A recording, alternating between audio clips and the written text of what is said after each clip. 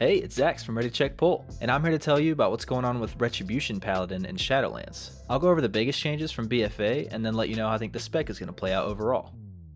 Ret makes me laugh every time I play it. That might sound like a bad thing, but I promise you it's not. Blizzard has just finally nailed the feel of this spec in my opinion, and it's actually a pretty interesting case to me. It's gotten a ton of small changes from BFA, but they add up to such a stark improvement in how the gameplay feels to me. Anyway, let's get into the changes. First and foremost, Wake of Ashes is baseline again. It got stuck into the talent tree for BFA, but I'm pretty sure every single Ret Paladin in the game chose that talent at all times the entire expansion. Maybe that's why they're bringing it back. It's changed a little, so now it generates 3 holy power instead of 5, which feels perfectly fine. And it now does reduced damage to secondary targets. This is part of Blizzard's whole AOE capping thing in Shadowlands, which I'm not a huge fan of, but the ability still feels great to press. For a little uncapped AOE action, Consecration is baseline now too. It doesn't do crazy damage, but it does feel good to have an AOE filler. It's kinda crazy to me that Blizzard took both Wake of Ashes and Consecration off the same talent row and made them both baseline. That never happens, but I'm glad it did. Yet another talent made baseline is Hammer of Wrath, one of the most iconic abilities of all time, and now it's back after being removed in Legion and being a talent in BFA. It still generates 1 holy power and can only be used on mobs below 20% health or on any mob during Avenging Wrath. It's not the massive execute it was way back in the day, but it's definitely nice to have an execute at all. With all those talents becoming baseline, Blizzard had to cook up some talents to replace them. They're actually all kinda awesome, but it would take forever to talk about all of them, so I'll just fly through the big ones real quick.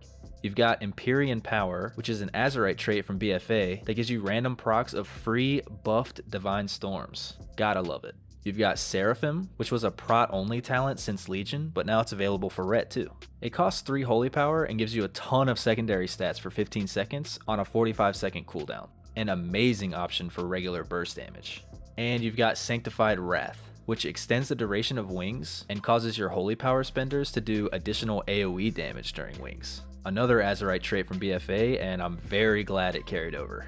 The last significant change is that auras are back. So you can choose one passive buff for your entire party or raid and swap between the buffs on the fly if you want. Crusader Aura increases mount speed, Devotion Aura reduces damage taken, Concentration Aura reduces interrupt and silence durations, and the most interesting one by far, Retribution Aura gives you Avenging Wrath when any of your allies die. This last one is essentially a replacement option for a passive in BFA, and it could be really crazy strong in certain situations, especially if it interacts with talents, legendaries, or soulbinds. I'm glad to see auras return, helping to round out the utility paladins have always been known to have. So with all those changes, the baseline single target gameplay generally boils down to keeping all of your holy power generators on cooldown, like Wake of Ashes, Blade of Justice, Judgment, Crusader Strike, and Hammer of Wrath when possible, spending your holy power on Templar's Verdict before overcapping with a generator, and filling with Consecration when everything else is on cooldown. The baseline AOE gameplay only changes a little bit, spending your holy power on Divine Storm instead, and prioritizing Consecration slightly over Crusader Strike. Ret is in a very similar situation meta-wise as it was in BFA. It's a blast to play, even better now in my opinion. It's almost certainly going to have some of the craziest burst damage in the game, and it still has a lot of unique utility options like Bop, Bubble, Freedom, Lay on Hands, and all that. However, it's ultimately still competing with other melee specs for a spot in a group, and some of those specs tend to have utility that is more commonly useful in dungeons and raids, Rogue and Demon Hunter being the obvious examples.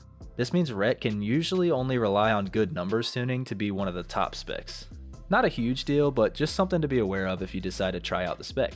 The only thing that I actually dislike about the spec is its lack of mobility. All you really get is 1 charge of Divine Steed. Having 2 charges seems like it ought to be baseline instead of being a talent, because if you take one of the other talents, you are going nowhere. But I guess low mobility is the trade-off that Blizzard wants for Paladin having so much niche utility.